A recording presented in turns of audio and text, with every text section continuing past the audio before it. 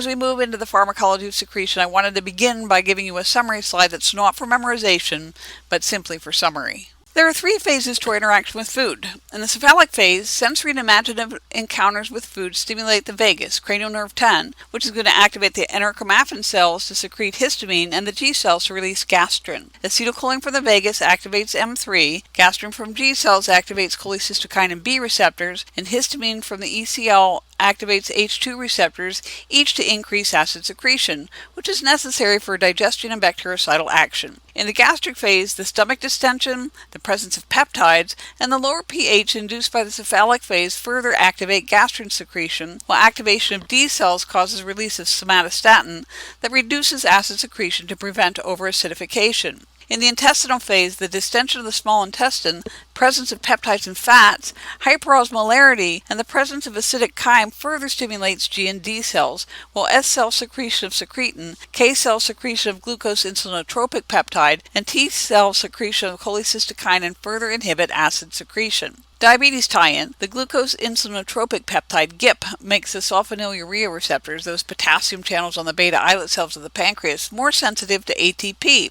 in a way kind of priming an increased release of insulin in a glucose-dependent fashion. Our increte mimetics like exenatide Byetta work in part through activation of these receptors.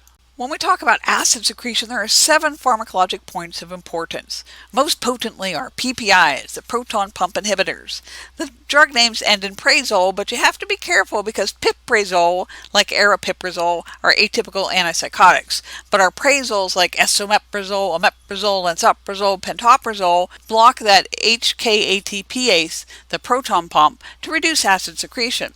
Next, we have our H2 agonists, which are actually inverse agonists of the histamine H2 receptors. Cimetidine Tagamet, the no longer available ranitidine Zantac, famotidine Pepsid, nizatidine Axid, inverse agonists at the H2 receptor to reduce acid secretion.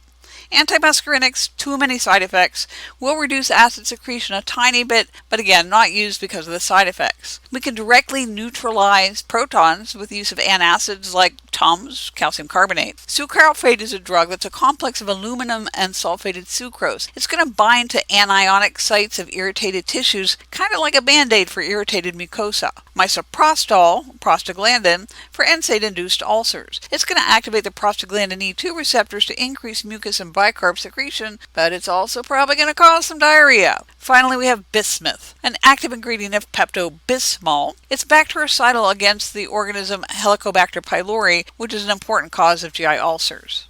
The 2 most commonly used classes of acid-reducing drugs are the proton pump inhibitors, PPI, like omeprazole, Prilosec, and the H2 blockers, actually H2 inverse agonists, like cimetidine or Tagamet. The PPI are prodrugs that must first be absorbed before they're distributed to the parietal cell, so their onset of action is slower than the H2 antagonists. PPI covalently bind to the proton pump, so their duration of action is longer than predicted by their half-life alone. PPI are potent suppressors of both mealtime and nocturnal acid.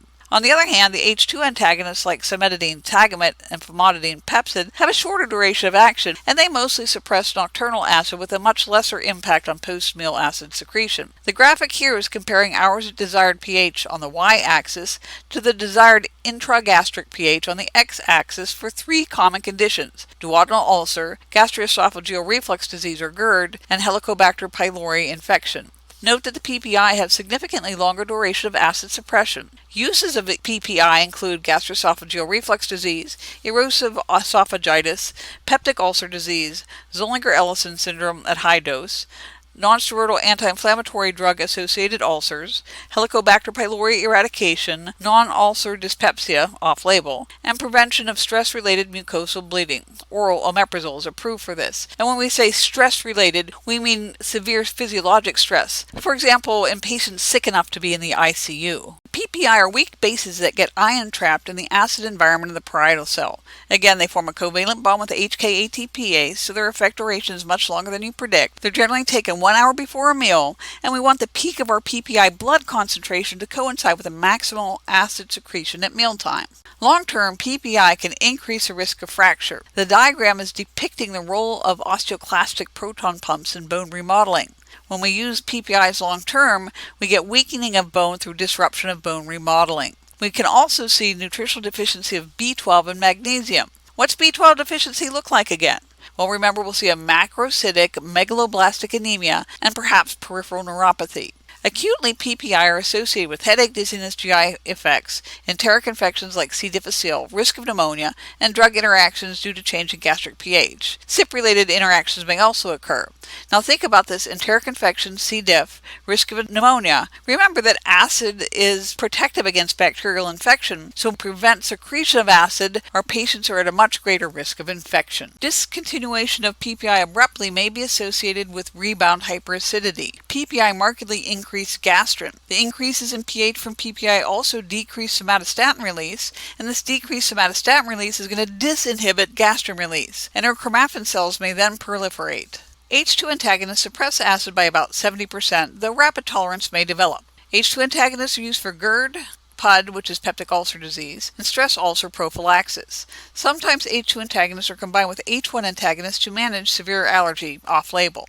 Adverse effects of H2 antagonists include diarrhea or constipation, headache, fatigue, confusion, delirium, hallucinations, and nightmares, which are more common in geriatric patients. Cimetidine is a very powerful inhibitor of CYP1A2, 2C9, and 2D6. Sucralfate, brand name Carafate, is a complex of aluminum and sulfated sucrose that binds to the anionic sites exposed upon GI erosion. The drug has to be taken on an empty stomach, or else it's going to bind to the food and not the GI mucosa. Aluminum may be constipating, so constipation is the main side effect. Off-label, sucralfate may be used in biliary reflux. Bismuth may be combined with subcitrate or salicylate. Adult Pepto-Bismol is bismuth subsalicylate. Bismuth has multiple mechanisms. It forms a protective coating, it stimulates PGE2 synthesis to increase GI mucus and bicarb secretion, it disrupts binding of Helicobacter pylori, it's antimicrobial, it binds to enterotoxins, and it's also bactericidal against H. pylori.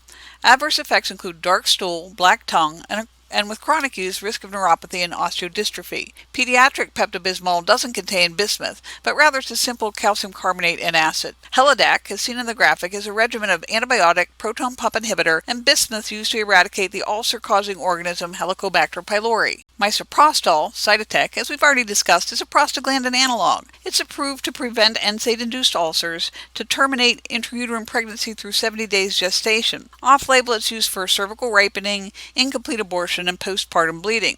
Adverse effects of misoprostol, well, miscarriage of pregnancy, birth defect, uterine rupture, and of course diarrhea and GI cramping, as well as headache. Antacids directly chemically neutralize protons. Magnesium may cause diarrhea and CNS issues if it accumulates in renally impaired patients, while aluminum has a tendency to cause constipation. It's also going to bind to phosphate in the gut, so it can cause bone loss if used chronically. Malox, MaALOX, is magnesium aluminum hydroxide. The constipation and diarrhea are thought to balance out. Calcium carbonate overuse over time may lead to milk alkali syndrome. All of them can cause belching, and for your information, they can chelate and prevent the absorption of certain antibiotics, including tetracyclines and fluoroquinolones. Simethicone, which is Gas X or Mylicon, is an anti-foaming surfactant that decreases surface tension of gas bubbles to aid in the removal of the gas from the GI tract. There are three basic mechanisms for gastroesophageal reflux disease: relaxation of the lower esophageal sphincter, decreased tone of the lower esophageal sphincter, and sliding hiatus hernia. These three mechanisms lead to an imbalance between defensive and aggressive factors. Our defensive factors include the tone of the LES, the tone of the upper esophageal sphincter, peristalsis, saliva, and bicarb. Aggressive factors include hiatus hernia, acid, bowel salts, ethanol, pepsin and trypsin, and acidic foods. In case you're wondering how to treat GERD, some simple non-pharmacologic mechanisms include weight loss, raising the head of the bed, avoiding foods that trigger it, not wearing clothes that are too tight that increase intragastric pressure. We can use antacids for mild episodic irritation. Sucralfate's great in pregnancy because it's not absorbed systemically. Our H2 antagonists might be helpful for those with only occasional symptoms or more mild GERD, whereas our proton pump inhibitors are very potent inhibitors that are indicated in more severe cases. Time for a comprehension check. Through what mechanism do these meds increase or worsen GERD? And I'll give you a hint. First, for peppermint, it's thought to relax the lower esophageal sphincter through activation of the TRPM8 with subsequent reduction in calcium channel opening. How about caffeine, atropine, nifedipine, and nitroglycerin? Well, first, caffeine blocks phosphodiesterase to increase cyclic AMP, which leads to GS-induced smooth muscle relaxation of the lower esophageal sphincter. Atropine, antimuscarinic, is going to be less contraction of the lower esophageal sphincter, although there is also a small beneficial decrement in acid secretion. Nifedipine, calcium channel blocker, less LES tone. Nitroglycerin, again, is going to increase cyclic GMP to induce a GS-mediated smooth muscle relaxation.